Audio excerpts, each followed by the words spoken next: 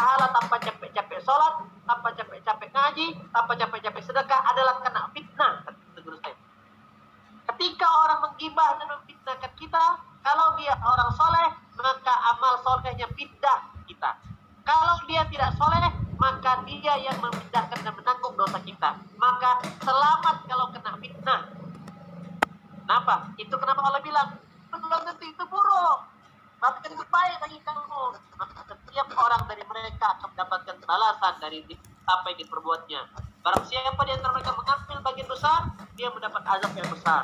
Lalu Allah bilang, orang mukmin, Aisyah, tidak baik bersangka terhadap diri mereka sendiri. Jika kamu mendengar berita itu bohong, ini adalah suatu bohong yang nyata. Mereka tidak. Jadi artinya ketika dapat fitnah, satu bilang hamdalah. Kenapa? Karena kakak tidak capek-capek ibadah dapat transferan pahala. Lalu gimana cara menyelesaikannya? Cara menyelesaikannya, kalau dia orang dekat ya tabayun. Setelah kakak tabayun masih kena fitnah, tak apa-apa. Justru kayak guru saya kena fitnah, akhirnya bilang kasihan nanti amal soleh kamu pindah. Cara orang takwa kalau dapat ujian, ayat 11. Babi musibah, Nabi bilang ada musibah yang menimpa. Allah tahu kok kakak kena fitnah. Bahkan even guru saya kena fitnah sampai masuk dalam penjara, sampai diancam di pengadilan. Tetapi ternyata Allah berkata berbeda. Jadi setiap orang dalam kehidupan kita melewati apalagi menjalani Quran, hampir semuanya pasti kena fitnah. Tinggal cara menyikapinya. Kalau kita membalas, maka kita tak dapat apa-apa. Tapi kalau kita terima, bagaimana ayat tadi ayat 11, maka kita dapat transfer pahala. Itu. Ya udah tabayun aja, ngobrol silaturahmi. Sampai masih juga nggak percaya, ya udah tinggalin, nggak apa-apa. Karena Allah bilang lagi, Allah tawarkan lagi di surah Al-Furqan, surah ke-25. Lihat, itulah kalau kita memahami Quran itu tidak baper kita. 63. Adapun hamba-hambaku yang maha pengasih, yaitu ibadur rahman, orang hamba-hamba yang kucintai, kata Allah, orang yang berjalan di bumi dengan rendah hati. Apabila ada orang bodoh menyapa mereka, mereka mengucapkan salam. Jika ada mereka udah buat baik, kakak udah bantu orang, kakak rajin sholat. Kalau ada orang yang menghina kakak, dosa balas. Bilang assalamualaikum, antarkan kue rumahnya, kasih silaturahmi, makasih aja. Sudah ke dalam hati ya. Makasih udah menghina. Bagi bentuk makasih saya kantarkan kamu brownies, karena kamu udah ngasih pahala buat saya. Gitu kan cara mikirnya. Sip. Mana kakak ini? 11 sudah 11. Dah, jawab dah. Ya. Saya tanya Ustaz. Ada lagi? Ya, saya. Ya, assalamualaikum warahmatullahi wabarakatuh. Assalamualaikum. Ustaz, saya biasa berkumpul sama ibu-ibu biasa di rumah gitu, silaturahim biasa. Ya. Biasa di masjid. Saya ingin sekali seperti apa yang Ustaz sampaikan tadi, mengajak mereka membaca Al-Qur'an gitu. Cuman kadang sudah pernah memang kita sama-sama tadarusan cuma 5 kali, 1 kali, 2 kali nanti berhenti lagi gitu. Nah, 3 kali berhenti lagi. Jadi saya pengen metodenya yang Ustaz sudah coba itu seperti apa, bagaimana saya bisa mendapatkannya Ustaz. Metode-metode untuk mengajak ibu-ibu membaca Al-Qur'an itu. Karena memang menurut saya itu agak sulit sekali begitu Ustaz. Mau tapi nanti tidak mau lagi. Gitu. Sebenarnya sebelum berbicara metode itu urusan kesekian Bunda. Tapi yang paling penting pertama itu adalah membangun why-nya dulu. Nah, kenapa dia mau belajar Quran? Yang kedua, pancing dengan kesenangan, karena hari ini kita sedang bertarung sama iblis. Iblis saja di luar sana membuat tempat-tempat maksiat dengan hadiah ini, hadiah itu. Itu yang saya bilang, saya buat pasar bahagia. Dengan pasar bahagia, syarat buat dapatkan kupon belanja, mereka wajib ngaji. Itu ceritanya. Gimana caranya? Nah, akhirnya sekarang setelah mereka merasakan nikmatnya belajar Quran, mereka bilang tanpa pasar bahagia pun kami tetap mengaji. Jadi sama dengan anak kita dulu. Nah, kamu puasa ya, nanti ibu belikan belikan cok, belikan baju lebaran. Jadi, semua orang butuh dimotivasi dulu. Jadi zaman sekarang Rasulullah zaman artinya info terluang.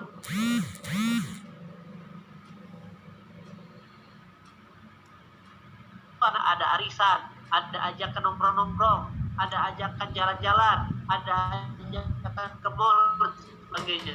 Tapi kalau kita buat sebuah program ini biar dia tinggi dakwah. Metodenya udah punya. Sekarang pertanyaan gimana cara ngajak orang ke metode tersebut? Nah, itulah kita punya pasar bahaya.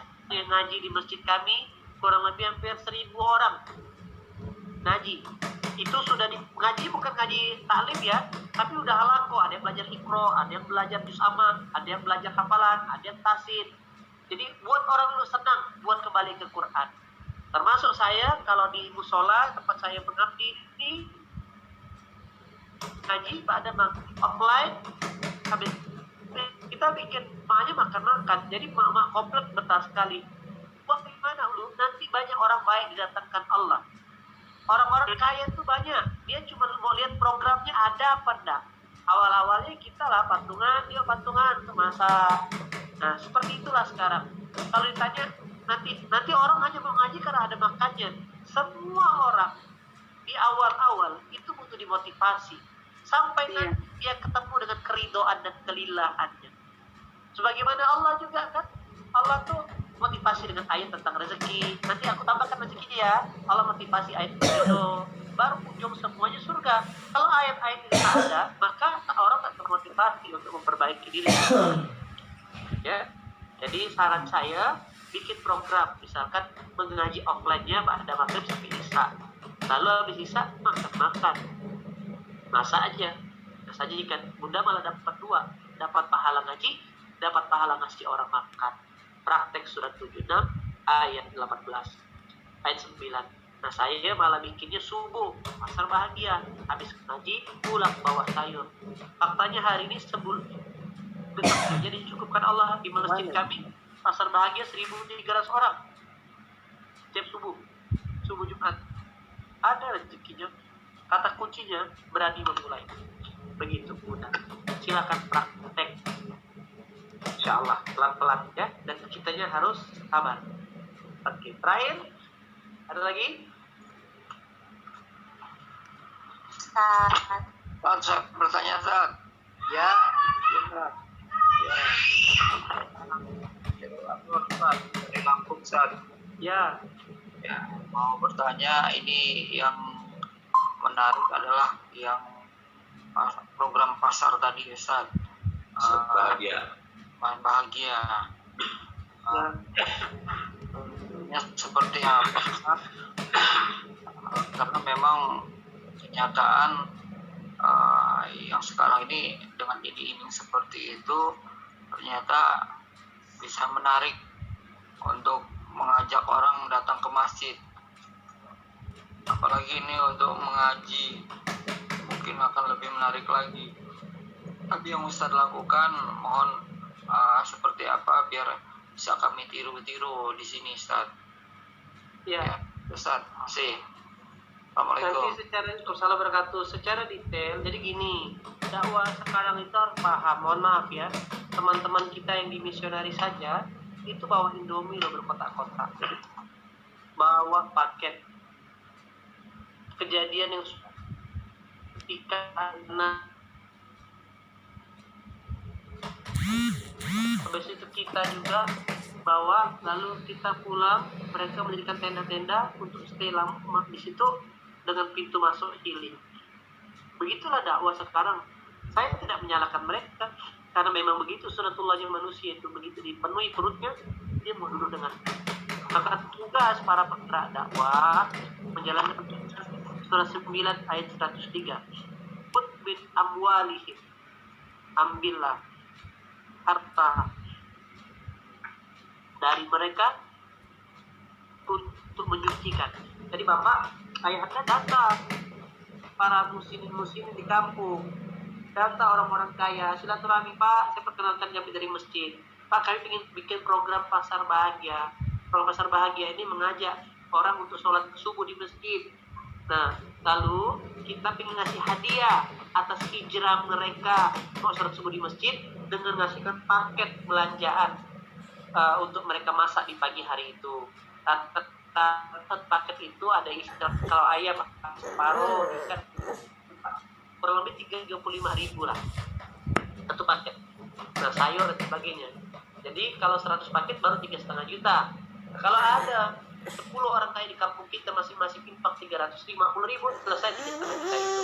Sampaikan kepada mereka, Pak, ini Bapak satu kalau tadi satu amal 3 kebaikan, ini satu amal 4 kebaikan. Apa? Jika dia menjadi orang yang dipelihara pasar bahagia, maka satu, dia akan dapatkan pahala orang masjid, pahala orang sholat itu didapatkan. Yang kedua, pahala orang sholat subuh. Yang ketiga, pahala daripada orang mau belajar Quran. Yang keempat, pahala ngasih orang makan. Itu hebat-hebat semua nilainya. Nah, itu kita jalankan perintah surat Taubah 103. Nah, itu yang saya lakukan hari-hari. Jadi saya menggabungkan menjadi jembatan amal soleh dari orang yang berlebih harta disalurkan ke orang yang untuk kita ajak dalam dakwah. Begitu, Pak. Nanti lebih detail teknisnya kita yang mau mengaktifasi pasar bahagia sebagai wasilah untuk mengajak orang banyak Al-Quran, terus menghafal Quran, nanti kita buatkan sesi khususnya. Begitu dia. Ustaz, saya mau masuk sekolah, apakah saya harus menunggu jawaban dari Allah? Nah,